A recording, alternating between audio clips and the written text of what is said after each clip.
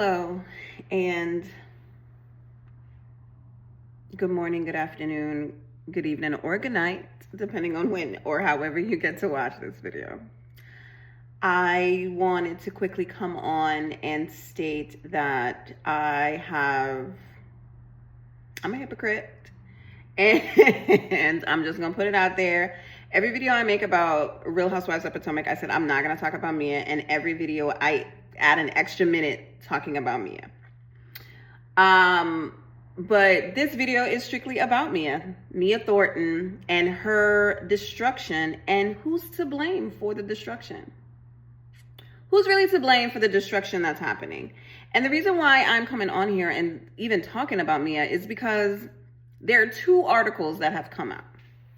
Two articles that have came out that stated, well, the first article was Essence magazine, one of a pillar in the Black community, excellent magazine, still getting the physical copy, RIP Jet, but they're still giving us fashion, they're still giving us open editorials. So we have an open editorial about, the title is not The Destruction of Mia, but I'm going to name it The Destruction of Mia Thornton. Mia came on Real Housewives of Potomac. She was a fresh new face. She did not have the background of the ladies. You know, most of these ladies are really from the DMV, really, as in like the upper echelon of the DMV. Mia married her way into the upper echelon of Potomac or DMV. So she didn't have the same background of all the other ladies, and much like Monique, but Monique had a little bit more class than Mia until she started throwing hands. I digress. But Mia was very much something that added a type of realness for us who are the spectators of this reality sport that we watch. And we thought that she was funny. We thought that her little quips and lies and quibbles were really cute when she came on in season 6. She was married to Gordon. She was the CEO or director of marketing or the cabinet closer of the joint franchises, right? That was her claim to fame.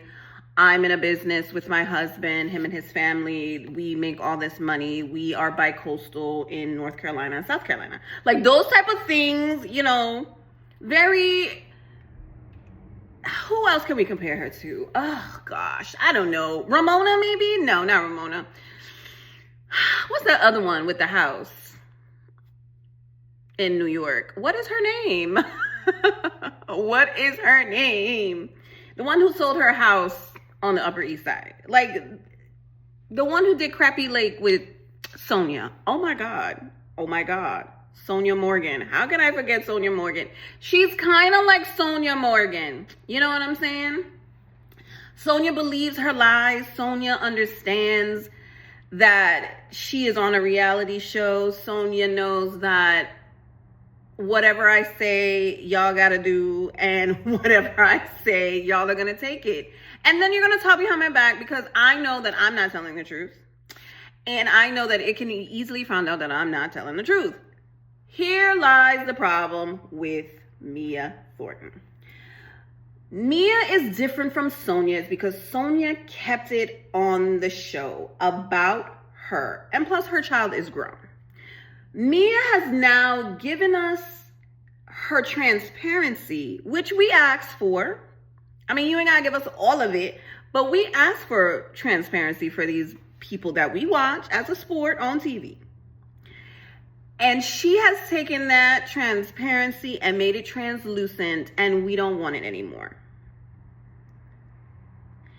So that's my first point. The second point about Mia is she has gotten away with the things that she says and does, specifically what she did to Dr. Wendy Asefo in Miami at Bar None, because it's no longer there. It is closed. And was asked back the following season after a very cringy reunion of isms that were not talked about, the classism, the colorism, and because it's kind of like Karen and you know we love Karen, but we gonna call a spade a spade. Karen, Giselle, Robin. Light skin. Candace, Ashley. But Ashley is a flip-flopper, and we don't really talk about Ashley. For real, we really don't talk about Ashley. And it's Candace, Dr. Wendy Asefo, Ashley. So we are on this cringy reunion stage. And it's kind of like, what are we talking about in this season? What are we talking about? Because y'all are not talking about what really happened. I have watched the reunion. That reunion after she threw that drink in her face and was about to throw her bag before somebody, I can't remember who it was, maybe Karen stepped in front of her and said, okay, enough is enough. Over the fact that Wendy was repeating the things that you said about her and yourself. And then you want to get all up in arms about that. And then you throw a drink. And then the Green Eye Bandits on the other side of the table are just sitting there and recording and saying World Star. And it was really ridiculous. I don't even understand how Robin got called back the next season. Like, how is that even possible? All the things that they accused Monique of, all the things that they couldn't stand Candace of, you all did the same thing. You see what I'm saying? You see the problem that's going on with Potomac has started since season 5. Now, Monique is not coming out unscathed. However, the decline of Potomac is being added with Mia and her antics. So Giselle says on that reunion, I ain't like her, so I ain't care. No one checked that. Mia apologized. However she apologized at that reunion, whatever. Wendy took it at face value, as I know she takes all these women at face value. They're not friends. Are we clear? They are not friends, none of these ladies. The only real friends there are Robin and Giselle. And even then, honestly, I don't even know what type of friends they are. Let's just be clear. Because how your friend, and you'd let your friend come on this show to say these things about this. Anyway, I digress. She's no longer on the show, so I don't have to stress about that. So again, I bring up that Miami scene because Mia started declining rapidly after that. For us as spectators, and I'm going to say us because I'm not speaking about everybody, I'm just speaking about the people that think the same. And what is really going on with the reason why I said that, or why I brought that up? So the reason why I brought up the fight in Miami is because the second article that I was talking about is an article that came out on a magazine, a local magazine in Miami called Miami Vibes. Mia and Dr. Wendy Asefo are at the scene of the crime. They are at the scene of the crime. And the quote on the magazine is, I have respect for Mia and her womanhood. Now, I ain't saying you gotta forgive and never talk, or you can't be cordial, or you can't say nice things about somebody. But the irony that this is a Miami magazine, you guys are back at the scene of the crime, and you are saying such great things about Mia is wild. It's wild to me. And then Gizelle is just like, oh, she apologized to me off camera. Why couldn't we see that she apologized? Because what we saw is Mia doubling down. Mia is doubling down on calling Gizelle's daughters, now legally adult daughters, whores. Like, whore.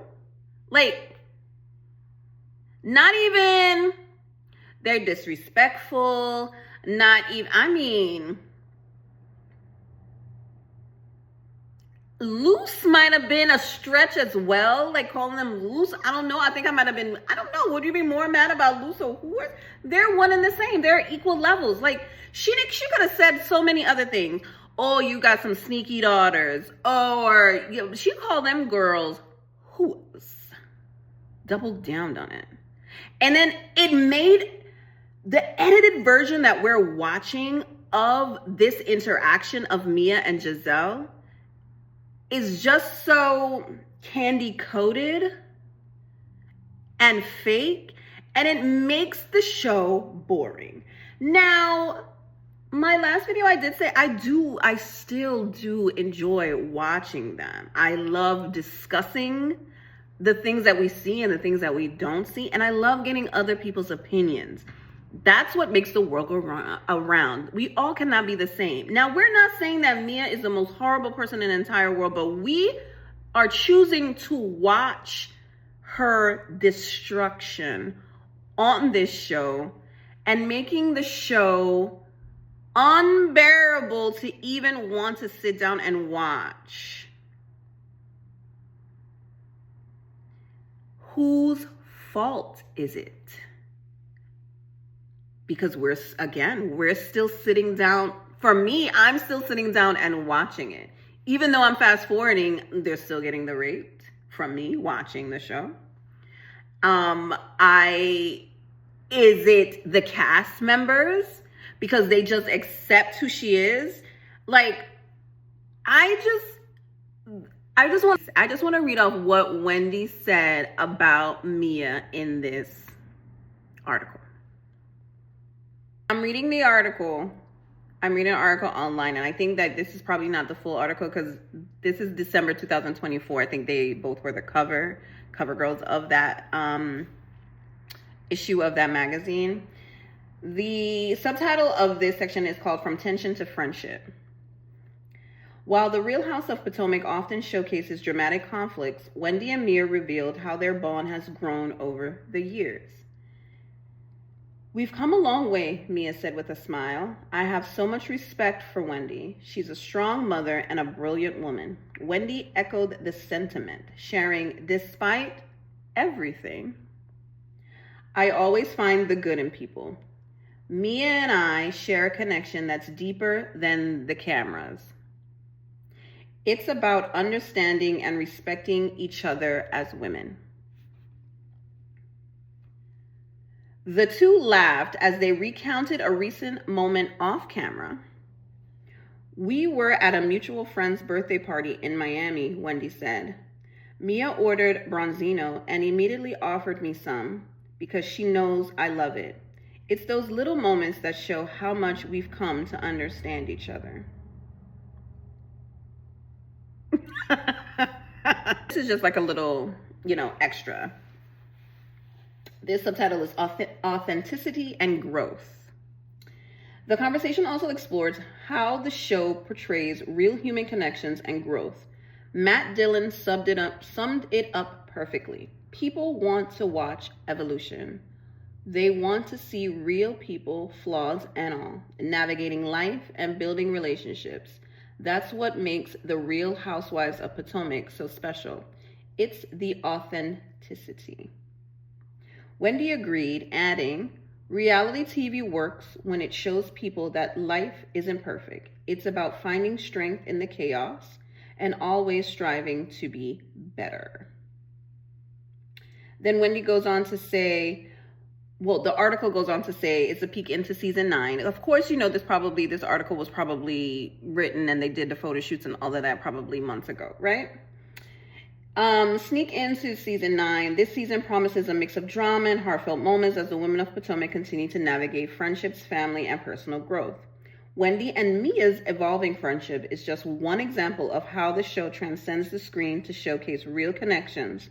We fight hard, but we love harder, Wendy said with a laugh. So it's kind of like, you see this sugar candy coated bubblegum sugar pop article that they have together. I mean, they were not in a fist fight. Hands were not thrown, right? But you disrespected me in a way that I have never been disrespected before. Wendy said that, right? And no one came to her aid on that cast. Not one person. I mean, Candace and Karen went to check on her on the second day, and I think Ashley as well. Went over there and, you know, checked on her, blah, blah, blah, blah, blah, because she didn't stay in the house after the fact because Mia was rah, rah, rah, rah, rah, rah, rah, rah, rah, rah, rah, because, you know, she thought she was bad. But you always know there's somebody always bigger and badder than you out there. So I read that article to say, like, who is to blame for Mia's catastrophic destruction and her adding to the demise of Real Housewives of Potomac? Because they've never, ever gotten through any of the issues that they have had on the show. In the beginning of reality TV was real. Like back in the early 90s, early 2000s, early 90s, late mid 90s, early 2000s, reality shows were real. I'm going to wholeheartedly say that. They were real. There is 20% real now, 80% produced. Produced for ratings, produced for money, right? And everybody's winning in regards to what their pockets look like, what they think they deserve. You know, we don't know any of that because we're sitting here at home adding to the destruction. So do we stop watching? Or do we just voice our opinion? Or both? So the producers, bravo. What are they doing to aid in making this cast, even if they're not friends, making this cast a coherent and understanding bottom line? They never really got past Monique and Candace and what she did, because why? They asked her back. According to Monique, she got her pickup letter and she declined, and she went over there to Carlos. Mia threw the drink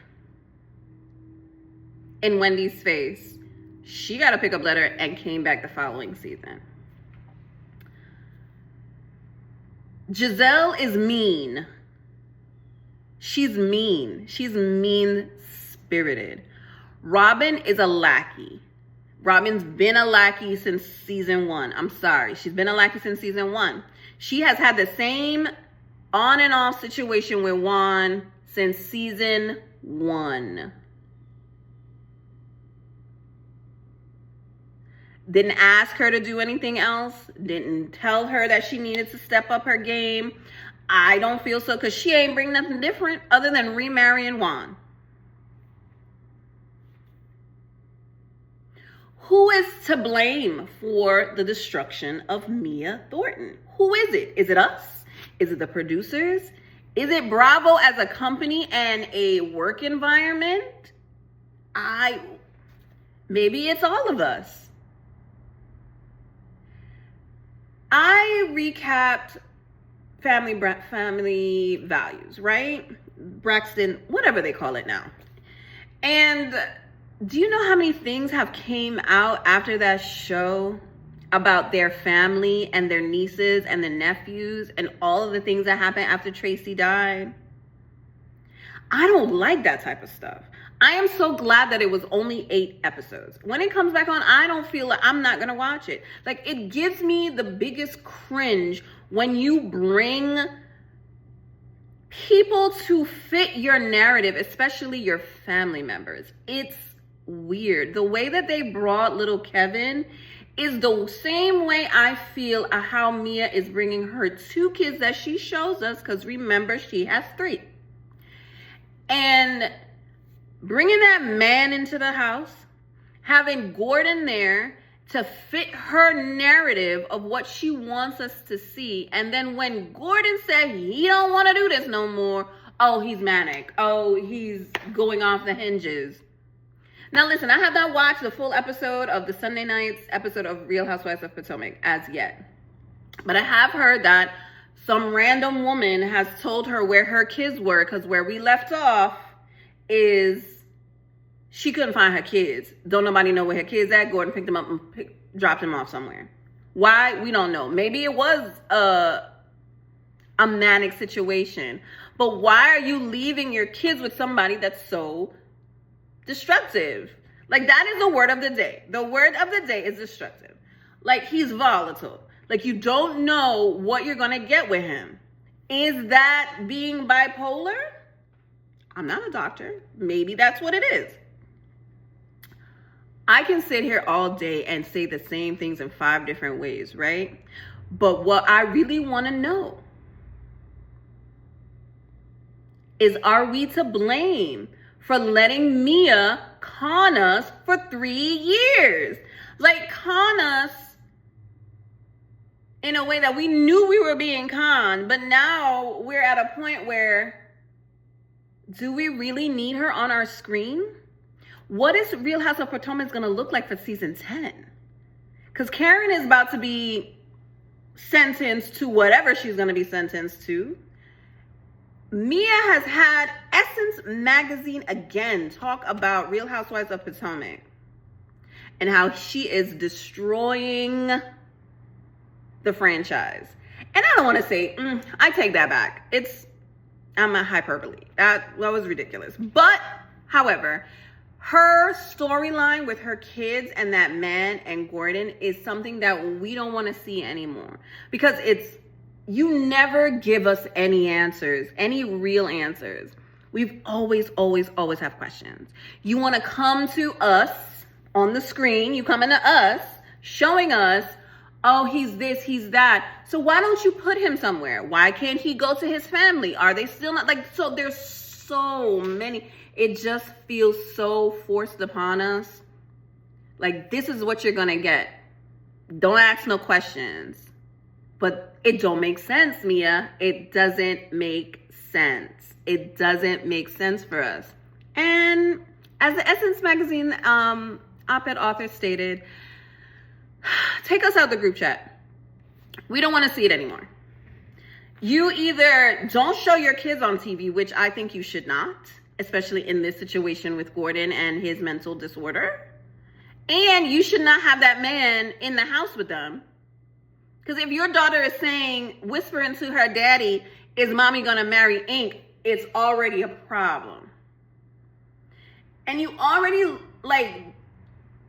exaggerate in references like, oh, let's make cookies for your teacher. And then we find out that the kids are homeschooled. So who's homeschooling them? Are they making the cookies for the teacher that comes to the house? Do they go somewhere and sit down and be taught? It's just those little things about your kids that we're just so weary of. Of course, you don't know us. We don't know you. We are going off of what you have shown us, Mia. And we don't understand. We don't understand it. And it's getting kind of weird. It's getting kind of weird now. And we don't want it. We don't want it. And again, the question is going to be asked, is it us? the spectators of this reality sport that we watch, right? Is it the cast members that just take her back in the fold and let her do her always because they just there to get a check, right? Or is it production and the production company that keeps bringing her back and letting her do what she wants? Or is it Bravo in a whole is letting this work environment continue to let these kids see themselves on TV in 10 years or so? Whose fault is it for the destruction of Mia Thornton? Y'all tell me.